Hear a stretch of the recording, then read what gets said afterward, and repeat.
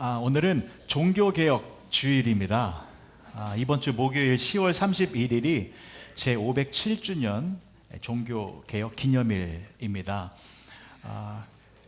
그래서 이번 주 아침 묵상, 내일부터 시작되는 아침 묵상은 종교개혁에 관한 말씀을 나누고요. 오늘은 주일 예배 설교는 그동안 마가복음의 내용을 이어서 하도록 하겠습니다. 지난주에도 살펴보았습니다만 예수님께서 이 오병이어의 기적을 행하여 주셨는데 이것은 실로 대단한 기적이었습니다. 자, 보리떡 5개와 물고기 2마리로 남자만 5,000명인데 여기에 아이들과 여성까지 포함하면 2만 명 가량의 사람들이었지 않습니까? 지난주 본 사진을 다시 한번 보실게요. 그 2만 명의 규모는 이런 것입니다. 스텔프스 센터에 관중들이 꽉 차면 이렇게 많이 모여요. 이것이 지금 2만 명의 사람들입니다. 그래서 이렇게 엄청나게 많은 사람들에게 예수님께서 그 작은 음식을 가지고 모두를 배부르게 만들어 주셨잖아요. 이것은 예수님께서 하나님의 능력을 나타내신 것입니다.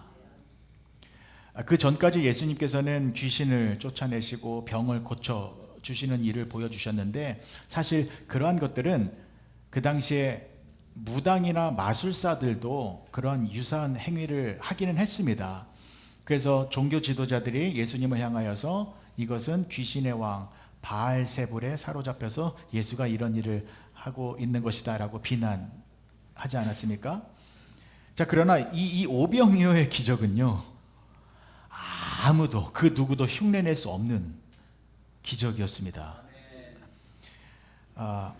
2만 명에게 보셨죠? 그 사진, 이 그림이 그려지시죠? 그 많은 사람들에게 작은 음식을 가지고 모두를 배부르게 만든 이것은 정말 하나님의 능력이지요. 하나님의 능력이 아니고서는 절대로 그 누구도 행할 수 없는 기적이었습니다.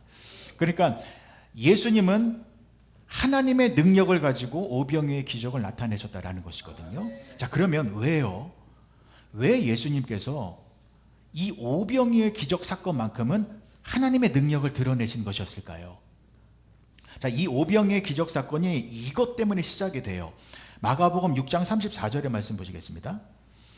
예수께서 나오사 큰 무리를 보시고 그 목자 없는 양 같음으로 인하여 불쌍히 여기사 이에 여러 가지로 가르치시더라. 이것이 시작입니다. 예수님께서 큰 무리를 보셨어요. 보신 게 먼저입니다. 근데 보셨는데 무엇을 보셨습니까? 이스라엘 백성들이 목자 없이 헤매는 양과 같은 모습을 보신 것입니다. 그리고 나서 예수님은 어떤 감정을 느끼셨어요? 불쌍히 여기셨다라고 합니다.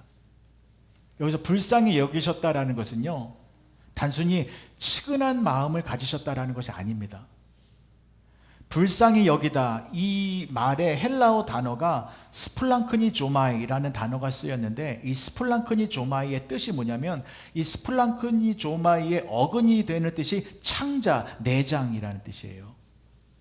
그러니까 예수님은 창자가 끊어지는 그런 애끓는 슬픔의 고통의 마음을 느끼셨다라는 것입니다. 여러분, 창자가 끊어지는 아픔, 저와 여러분들도 느껴 때가 있었어요. 언제입니까?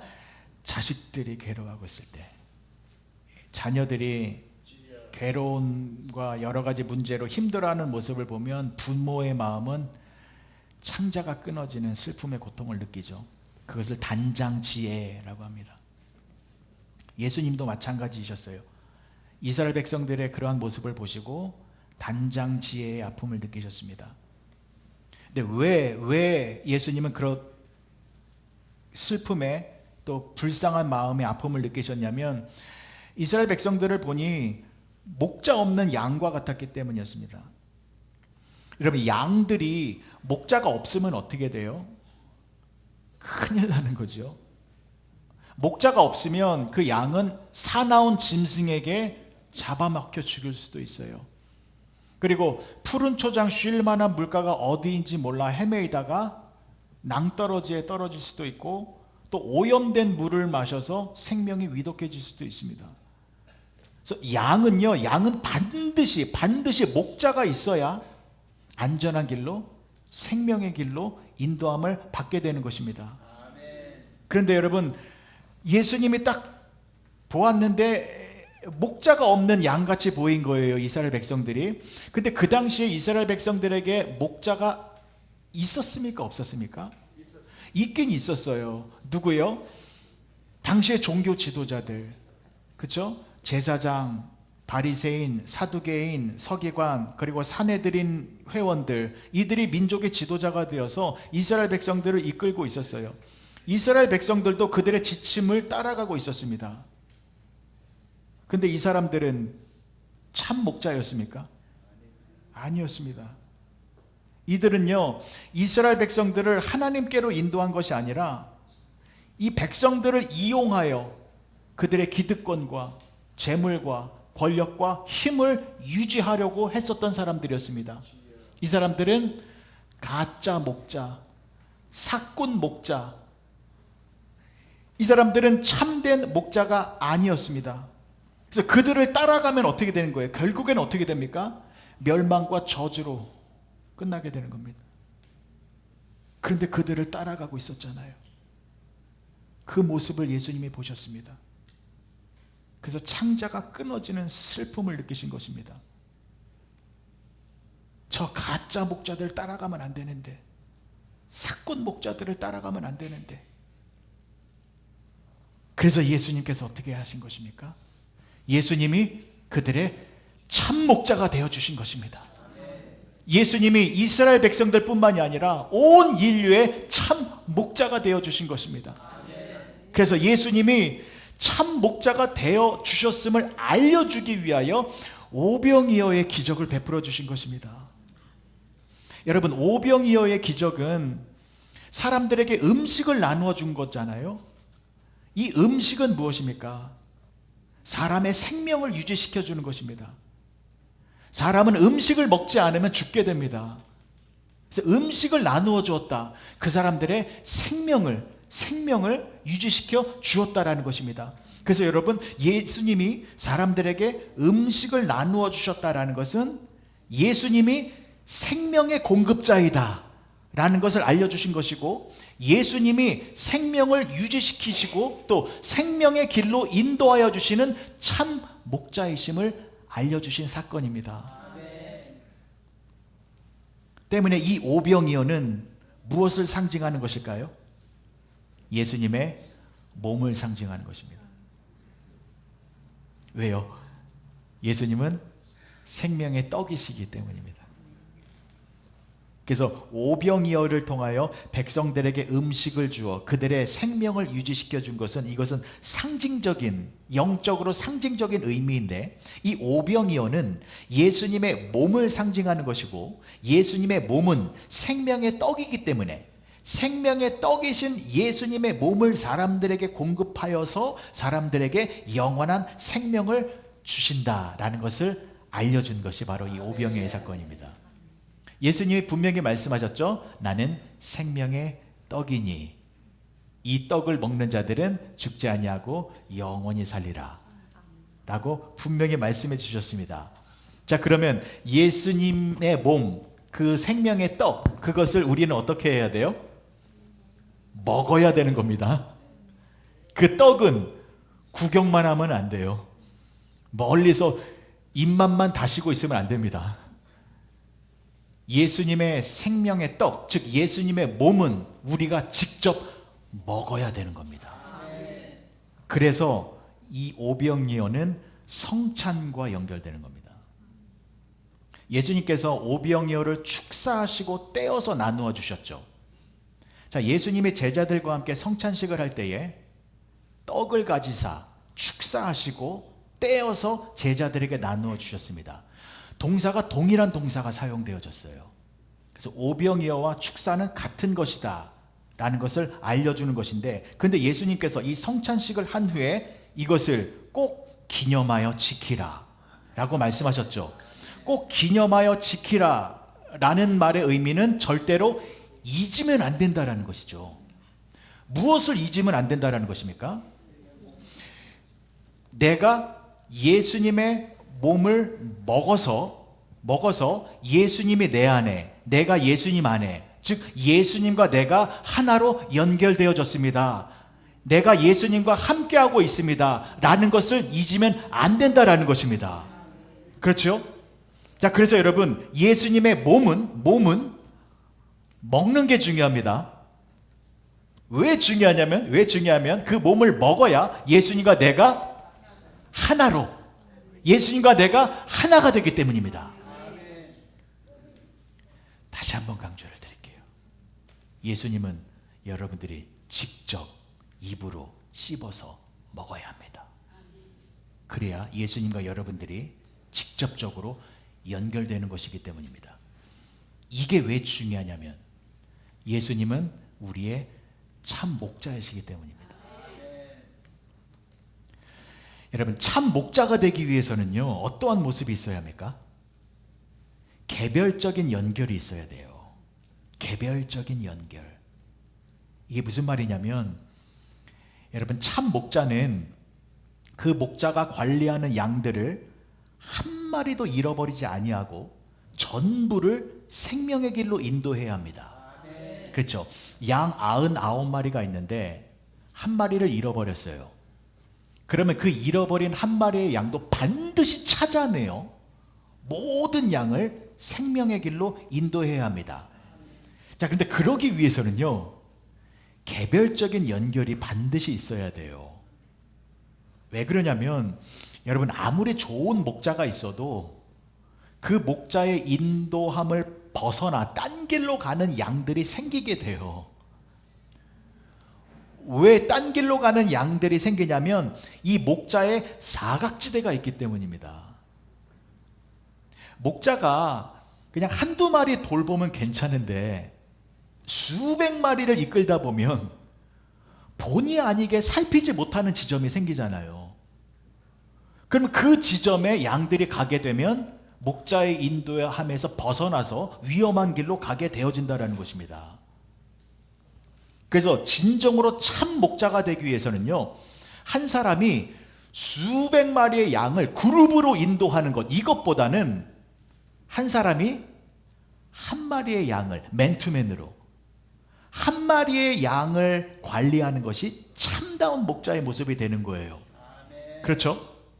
자, 한 사람이 한 마리의 양을 관리하게 되면 어떻게 됩니까? 완벽한 관리가 되잖아요. 한 마리밖에 없으면 어떻게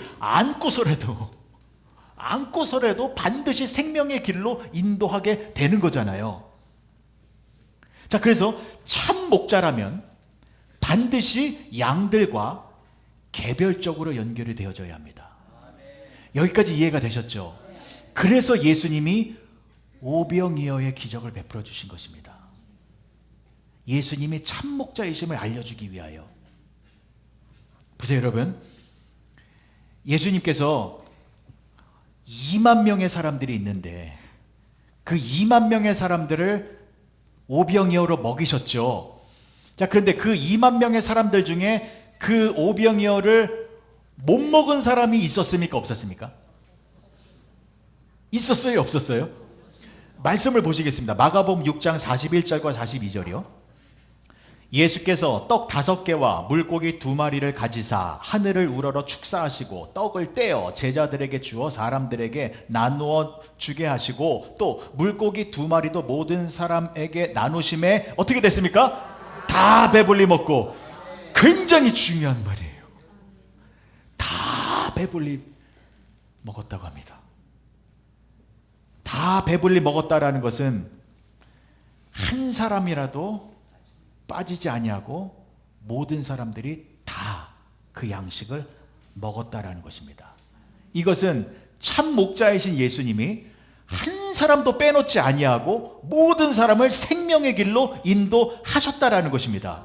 자, 이것이 가능했던 이유가 무엇이냐면 예수님이 직접 오병이어를 떼어서 주셨기 때문입니다. 예수님께서요, 당신의 손으로 직접 이 오병이어를 떼서 사람들에게 나누어 주셨기 때문이에요. 이거 굉장히 어려운 일입니다, 여러분. 지난주에도 말씀드렸습니다만 지금 예수님은 굉장히 육체적으로 피곤한 상태예요. 아까 사진 보셨죠? 2만 명의 사람들에게 마이크도 없는 상태에서 하나님의 말씀을 증거하는데 날이 저물도록 증거하셨잖아요. 5시간 내지는 7시간 동안 설교를 하셨다라는 거예요. 그러면 얼마나 힘들고 몸이 축나셨을까요? 근데 이 상황 속에서 또 이 징글징글한 이 사람들에게 밥도 먹여야 돼요. 얼마나 힘드셨을까요? 이해가 되시죠?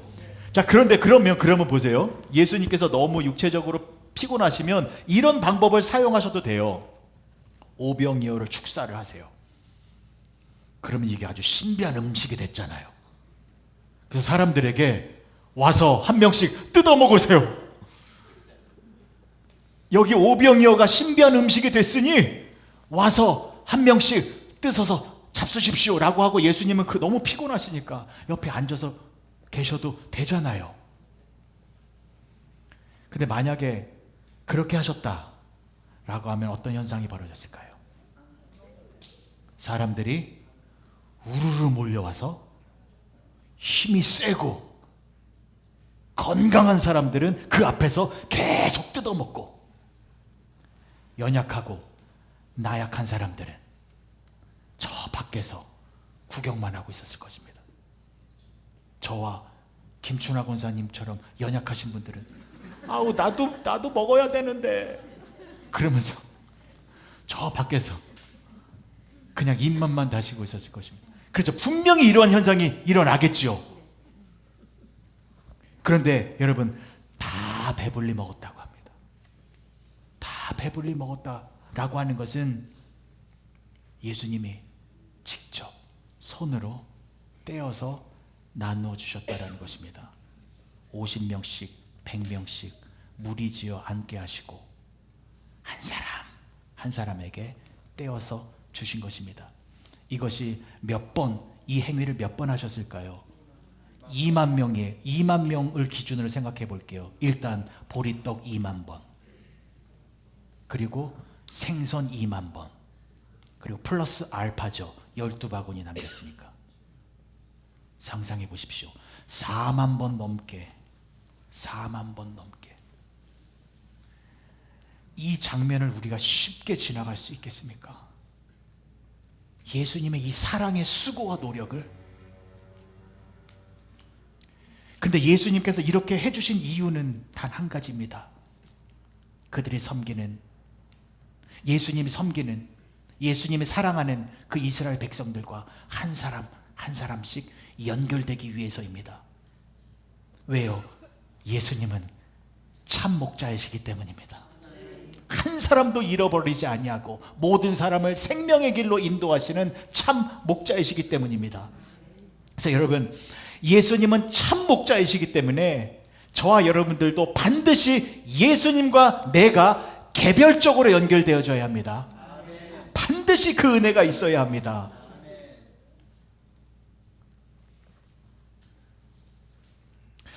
여러분, 다시 한번 말씀드릴게요. 예수님이 참 목자이십니다. 여러분들을 인도하시는 참 목자는 예수님 한 분뿐이십니다. 그래서 예수님이 여러분들과 개별적으로 연결되어져서 예수님의 인도하심을 받으셔야 합니다. 왜 제가 강조를 드리냐면, 교회가 참 목자 아닙니다. 목사가 참 목자 아닙니다. 교회의 직분자들이 참 목자가 아닙니다. 교회와 목사와 직분자들은 여러분들 한 사람 한 사람 개인을 올바른 길로 인도할 수 없습니다. 왜냐하면 사각지대가 있기 때문입니다. 그래서 어떤 사람들은 돌보는데 어떤 사람들은 돌보지 못하는 경우가 생길 수 있습니다. 그래서 여러분들이 섭섭해하지 마십시오. 내가 지금 힘든 상황 속에 있는데 왜 교회가 날 돌봐주지 않지? 왜 목사가 나를 돌봐주지 않지? 왜 직분자들이 나를 돌봐주지 않지? 라고 섭섭해하지 마시기 바랍니다. 그러나 이것 한 가지를 꼭 하셔야 됩니다. 여러분들의 참 목자는 예수님입니다. 반드시 여러분들이 예수님과 연결되어야 합니다. 여기 계신 모든 분들이 반드시 예수님과 개별적으로 연결되어야 합니다. 개별적으로. 그래야 예수님이 여러분들을 생명의 길로 인도하여 주시는 것입니다. 그래서 여러분, 예수님은요 참 목자이시기 때문에 한 그룹이 있으면 그 그룹에 아주 그냥 뭉텅이로 은혜를 부어주셔서 너희들이 알아서 은혜를 받아라 라고 하지 아니하십니다. 예수님은 개별적으로 만나주십니다. 개별적으로 만나주셔서 그 사람에게 풍성한 은혜를 허락하여 주십니다. 이것도 마찬가지입니다. 우리가 여기서 하나님께 예배를 드리고 있습니다.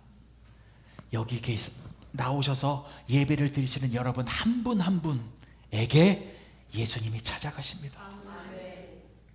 그 예수님을 더 깊이 만나셔서 나의 참 목자이신 예수님과 내가 올바른 관계가 회복되어져서 예수님의 인도하심 속에서 충만한 은혜를 누리시는 여러분 모두가 되어주시기를 간절히 축복합니다. 꼭 있으시면 안 됩니다. 예수님과 내가 개별적으로 연결되어져야 한다는 것.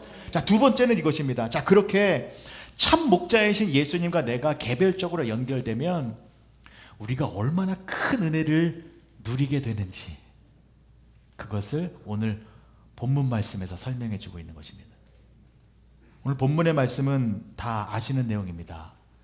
제자들이 배를 타고 가다가 풍랑을 만났는데 예수님께서 그들에게 물 위로 걸어오셔서 그들을 안전하게 보호해 주신 그 내용이잖아요.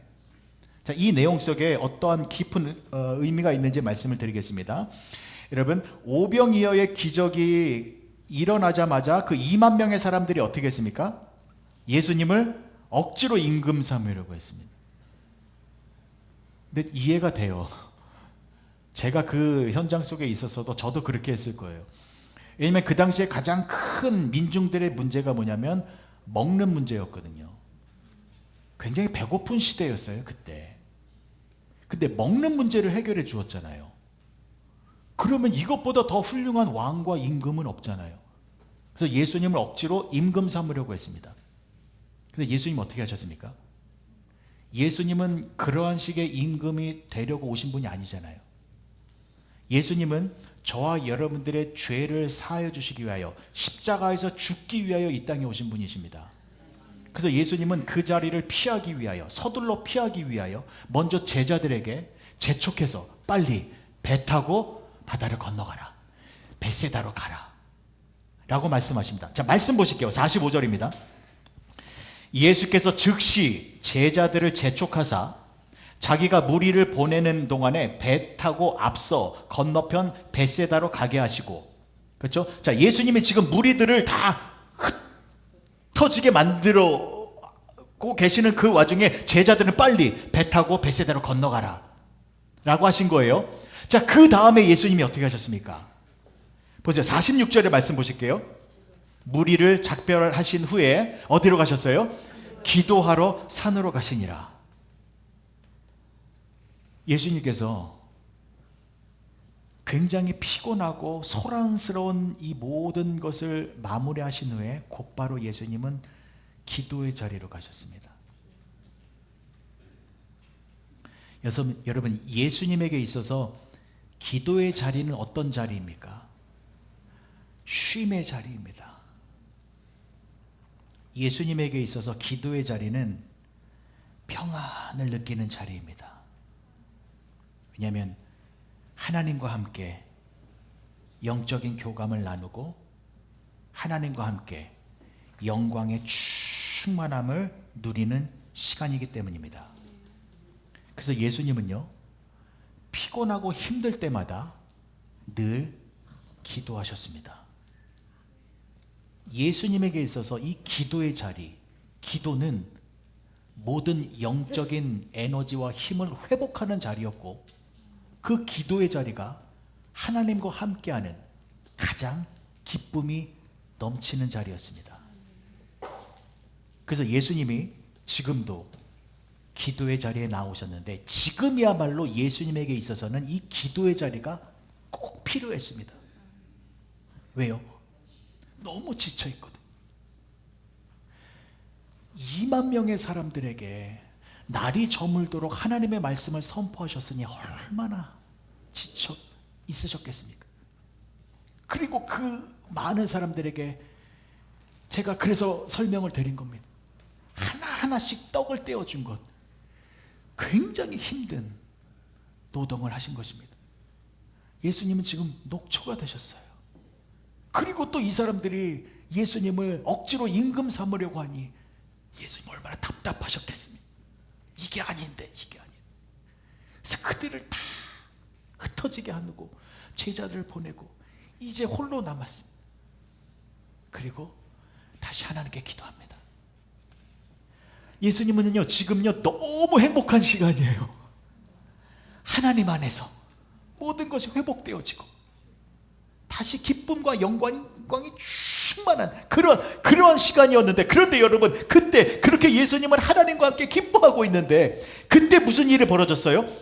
제자들이 풍랑을 만났어요. 풍랑을. 그리고 예수님이 그 제자들에게 가셨어요. 그렇죠? 근데 여러분 예수님이 제자들에 가시기 전에 먼저 무엇을 하셨는지 아십니까? 말씀 보실게요. 48절의 말씀입니다.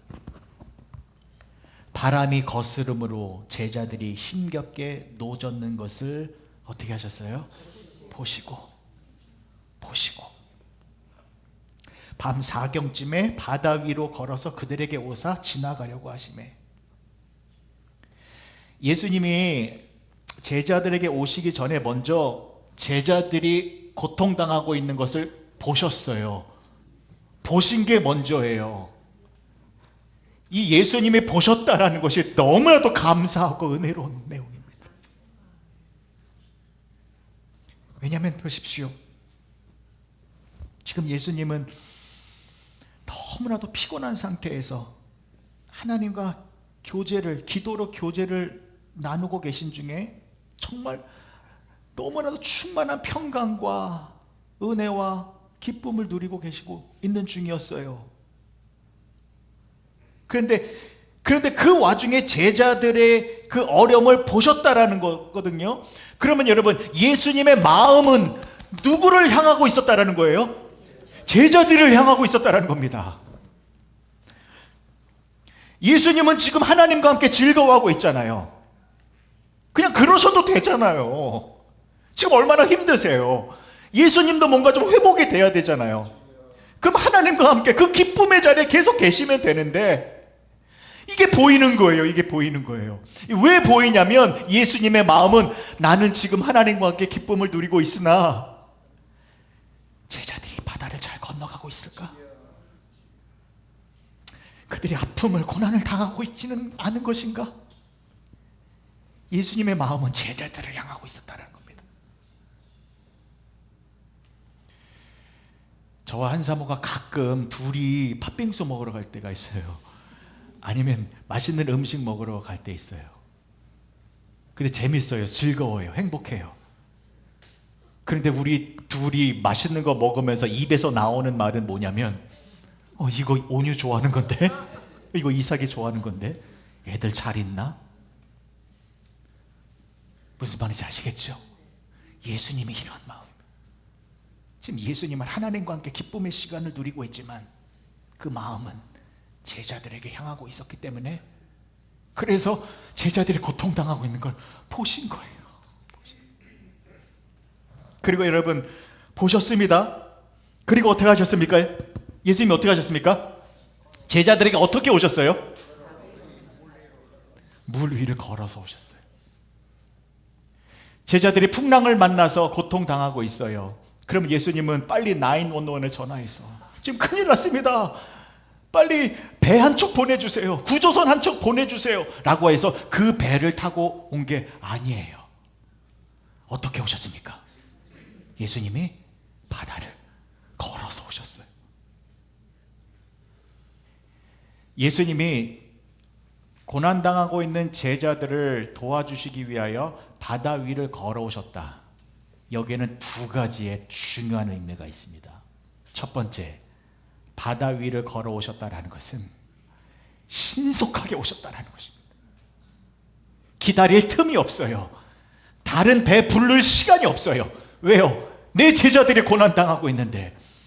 그래서 그냥 바다를 걸어서라도 빨리 와서 이 제자들의 아픔과 고통을 예수님께서 다 해결해 주셨다라는 것입니다. 여러분, 이게 저와 여러분들이 지금 누리고 있는 축복입니다. 예수님은 저와 여러분들을 보고 계십니다. 그래서 여러분들이 고난과 아픔과 어려움을 당하고 있으면 예수님은 그 즉시로 우리들에게 찾아오셔서 우리가 당하고 있는 모든 풍랑을 잠잠하게 만들어 주십니다. 여러분, 그래서 저와 여러분들이 지금 하나님의 자녀로 살아가고 있는 것입니다. 이 예수님의 은혜 때문에 우리가 신앙생활을 하고 있는 겁니다. 왜요? 지금도 악한 마귀는 우는 사자와 같이 우리를 넘어뜨리려고 계속 공격해 오고 있습니다. 근데 그때마다 악한 영의 공격을 받아서 그 풍랑 속에서 우리가 힘들고 어려워할 때마다 그때 예수님은 신속하게 우리들에게 찾아오셔서 우리를 안전하게 보호하여 주시는 분이십니다. 왜요? 예수님은 참 목자이시기 때문에. 그래서 예수님과 개별적으로 연결되는 게 이렇게 중요한 거예요. 마지막 두 번째, 보십시오 여러분. 제자들이 풍랑을 만나 고난을 당하고 있는데 예수님이 그 모습을 보시고 다른 배를 타고 오신 것이 아니라 걸어서 오셨어요. 여러분, 사람이 물 위를 걸을 수 있습니까? 없어요. 근데 예수님은 그 당시에 사람이셨습니까? 사람이 아니셨습니까? 중요합니다. 예수님은 완벽한 사람이셨어요. 완벽한 사람이셨어요. 그럼 완벽한 사람이신 예수님이 물 위를 걸을 수 있습니까? 없습니까? 없어야 돼요. 빠져야 돼요. 근데 사람이신 예수님이 물 위를 걸어오셨어요. 무엇을 말하는 것입니까? 여러분, 예수님은 사람이시지만 동시에 누구이십니까? 하나님이세요. 하나님이세요. 그러니까 예수님은 당신의 제자들이 어려움에 처해 있을 때에 그들을 도와주기 위하여 그때 사람이신 예수님은 하나님의 능력을 드러내신다라는 것입니다. 이건 너무나도 중요한 것입니다. 여러분들이 힘들고 어려운 상황에 처해 있을 때에 그때 예수님은 하나님의 능력을 발휘하셔서 여러분들을 도와주시고 지켜주신다라는 것입니다. 여러분, 예수님은 하나님이시잖아요. 하나님이신데 육신의 몸을 입고 이 땅에 오셨습니다. 그렇죠? 그래서 이 땅에 계실 때에 어떠한 말씀을 많이 하셨어요? 당신의 하나님 되심을 드러내지 말라라는 것을 누누이 강조하셨어요. 귀신이 예수님을 향하여 당신은 하나님의 아들이십니다 라고 했을 때에 예수님이 꾸짖으셨어요. 조용히 해! 하면서 당신의 하나님 되심을 감추셨어요. 그리고 병 고침을 받은 사람들이 너무 기뻐했을 때 그때마다 예수님은 알리지 말아라, 알리지 말아라. 그러면서 당신의 하나님 되심을, 그 정체를 숨기고 계셨어요.